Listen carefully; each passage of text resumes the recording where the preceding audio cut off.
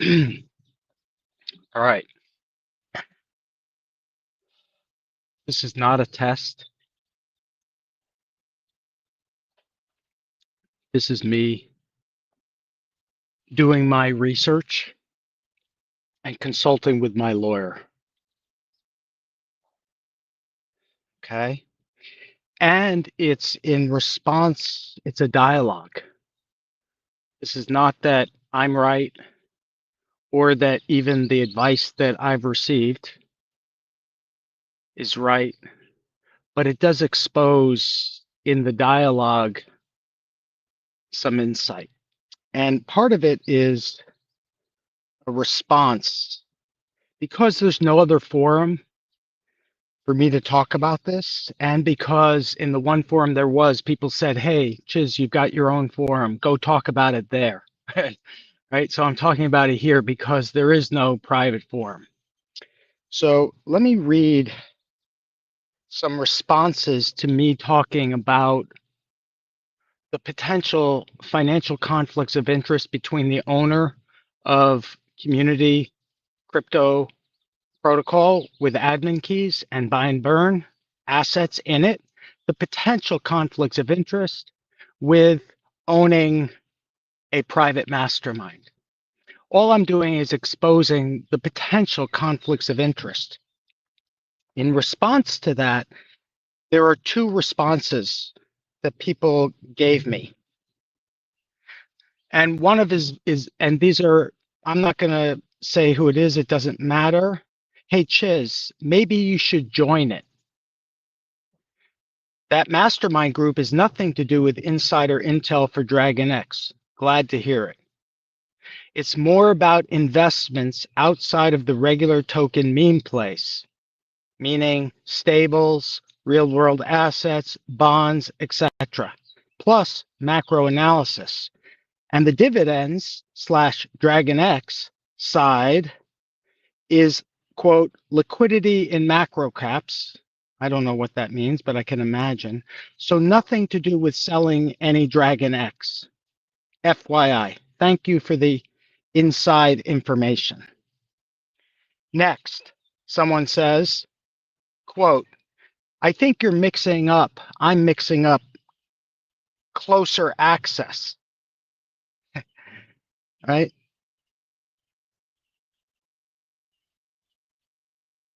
And hold on, I think you're mixing up closer access. It's just access to him, how he thinks and builds, not some insider leak stuff. Yeah, we beta test and we hear things early, but everything's still fair launch. DAO's probably coming. Delay made sense. Paid group ain't some insider circle.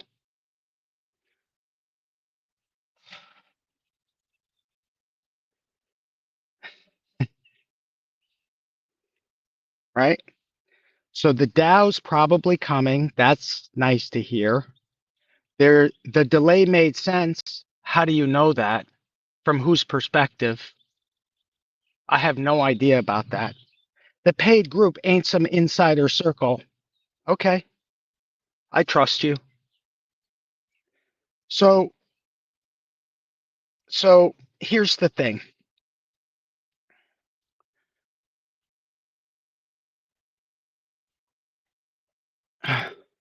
I called a lawyer who understands these financial conflict of interest in many jurisdictions. So I asked a very general question, which is what happens when a community crypto protocol owner controls the admin keys holding community assets, runs a private mastermind group, promotes it using the protocol, and operates without a DAO? What happens? And question, are there any financial conflict of interest that can arise out of these circumstances? And by the way, all those circumstances we can dialogue about. We can agree to disagree. That's how I framed it. right? And by the way, this is not a jurisdiction specific answer, and it's not a cause of action specific answer. It's a general answer, like what potential conflicts of interest, and if there are, what are they, that arise in these circumstances? As lawyers, we're trained to think like, if this, then that, sort of like the logic of how a developer thinks. But for this, then that. Okay, so let me say it again. The question was, what happens? What potential financial conflicts of interest might arise? Not that they will, but they might arise when a community crypto protocol owner controls admin keys holding community assets, check, runs a private mastermind group, check, promotes it using the protocol, check, and operates without a DAO, check. Okay, these are the top three that this lawyer told me are the potential financial conflicts of interest that can arise and should really bring awareness, she said. Number one, misuse of community funds for personal gain. And this is not saying it happened. These are the potential conflicts of interest, financial ones that arise. And let me explain. Misuse of community funds. It's not saying it happened. It's saying that this is the risk when there's not transparency. The owner holding admin keys has unilateral control over community assets, correct? Meaning treasury funds or tokens? I think so. They could divert these assets to promote or subsidize their private mastermind group. I don't think he would, but they could. They could prioritize personal profit over the protocol's community. Without a DAO or a transparent governance system, there's no mechanism to ensure that funds are used for collective benefit. I would agree. There is no mechanism. This creates an unfair advantage for the owner and eroding trust among non-paying protocol asset holders. Agreed. That's only the first one. The second one, which the lawyer frames as insider trading and information asymmetry. And again, there's no idea because I don't know what's happening. This is the problem. She doesn't know what's happening. It's just a question, given the circumstances, what might it bring rise to? Number two, insider trading and information asymmetry. So when people come to me on Twitter and say, hey, it's not a problem, this is just investments in other stuff. Oh, and by the way, the DAO is delayed, and that's a good idea. I'm like, oh, okay. So, number two, it might bring rise to insider trading and information asymmetry. The owner's private mastermind group may provide paying members, it doesn't that it does, it may provide paying members with exclusive insights such as upcoming protocol developments. Is that happening? I heard the DAOs, right? Upcoming protocol developments or token economic changes or strategic partnerships. This gives group members an unfair trading advantage over non-paying community asset holders who lack access to such information. Without a DAO to enforce transparent decision-making, the owner can exploit this asymmetry for personal or group benefit, potentially manipulating token prices or market dynamics. I'm not saying it's happening, but it is the risk. And it is why there are ethics guidelines and there are ethos, which is no insiders. The no insider ethos is intended to protect against these kinds of asymmetric information dynamics that advantage some and disadvantage others. That's the second one. Insider trading and information asymmetry. Number 3, self-dealing through protocol promotion. By using the community protocol to market their private mastermind group, and yes, we can debate about it. We can debate if that's happening. We can dialogue on it. But by using the community protocol to market their private mastermind, the owner leverages community-built infrastructure funded by token holders for personal business interest. This could involve allocating protocol resources like marketing budgets, platform visibility, or token incentives to drive group memberships, diverting value away from the broader community. The absence of a DAO means there's no oversight to prevent this self-dealing, fostering perceptions of unfairness among non-paying asset holders. These potential conflicts undermine the protocol's integrity, as the owner's dual roles create incentives misaligned with the community's interests, and the lack of a DAO exacerbates the opacity and inequity.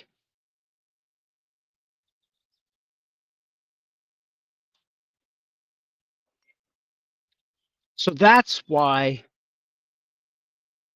this pisses me off. And that's why a dialogue is really needed, is because perception is critical.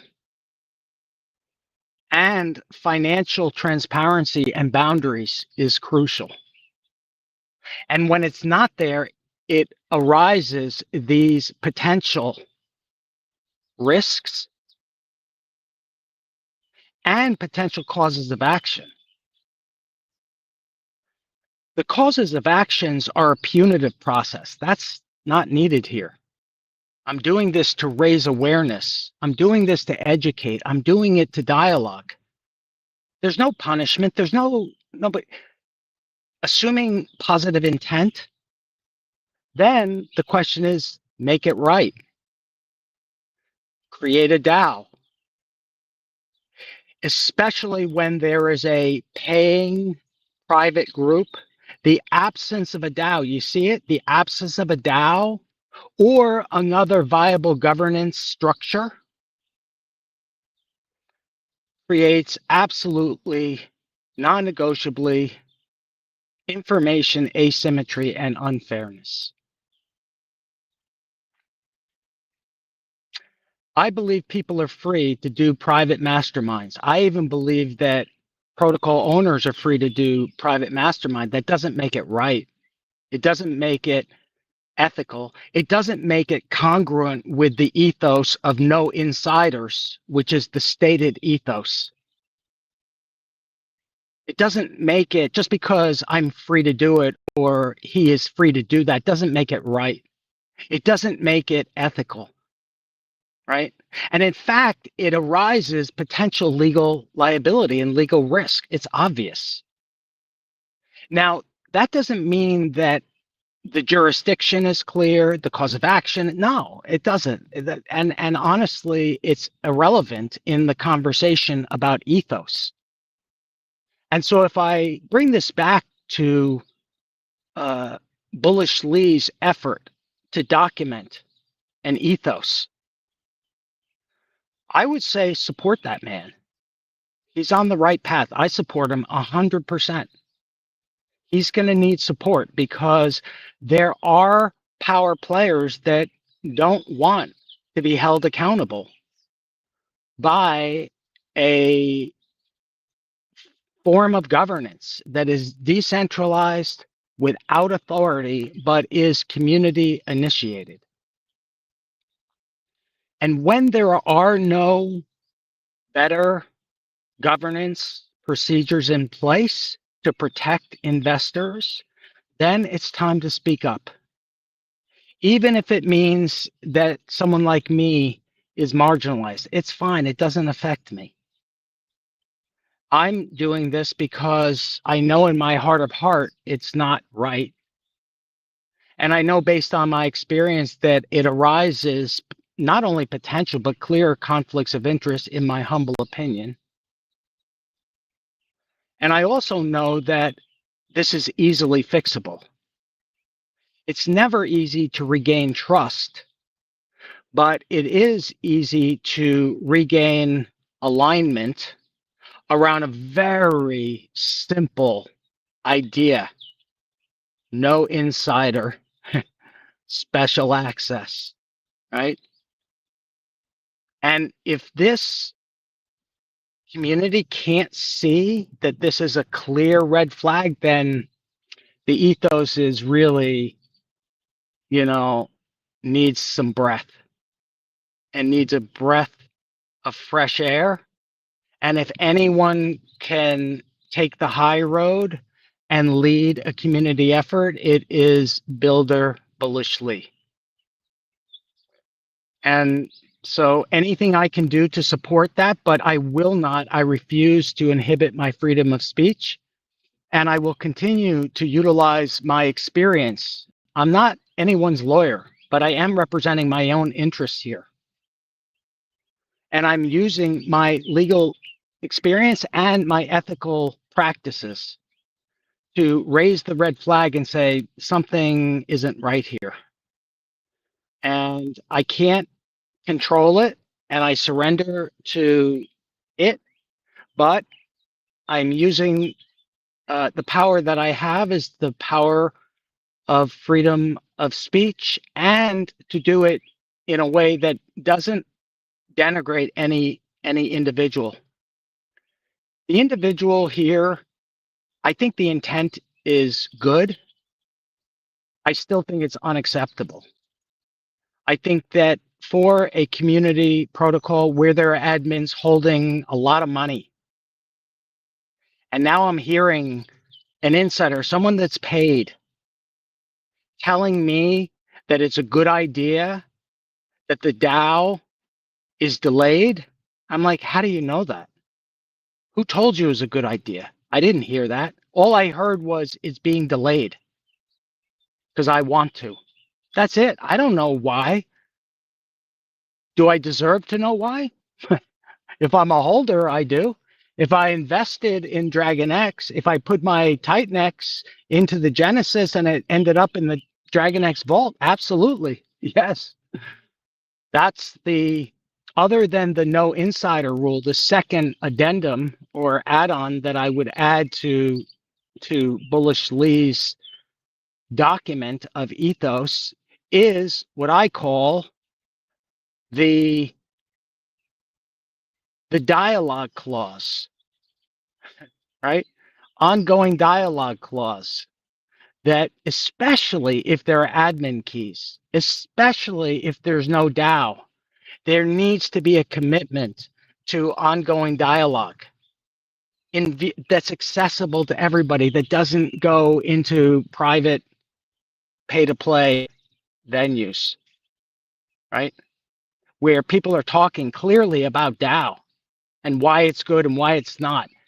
And I don't even know what these dividends are. I don't really care. That's private. That's private business.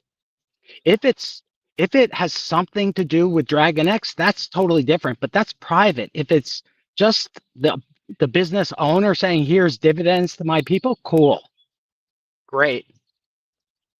But to commingle that with any dialogue on a community asset with admin keys, with lots of money, arises huge potential conflicts of interest.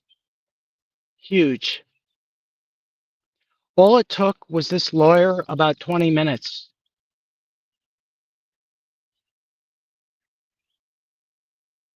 And it's not that she's right, it's not that I'm right, but, and what it does is it challenges the assumption that somehow because it's happening, it's okay. And because it's a highly esteemed Dev, it's okay. And because this is how people do it, people are in paid private groups. I'm like, yeah, but not when there's community owned assets with admin keys behind that paywall. No, I am unwilling to accept that. And I'm open to be persuaded. I'm even open to have a legal dialogue about it, right? I'm open to have an ethical dialogue about it, right? I'm open to hearing why it's okay, why the ethos should condone and support private paid groups owned by the same person that owns the admin keys that has millions of dollars in it. Explain that one to me. Legally, ethically, and just in terms of trust in a trustless ecosystem. And in the context of clearly stated, no insider's guideline in the ethos. Clearly. Explain it to me. Dialogue. Come back, because I'm ready to drop this too. The more dialogue, the more people challenge me, the more people question me, I will keep in the dialogue. Why? Because this is important. It's important to me.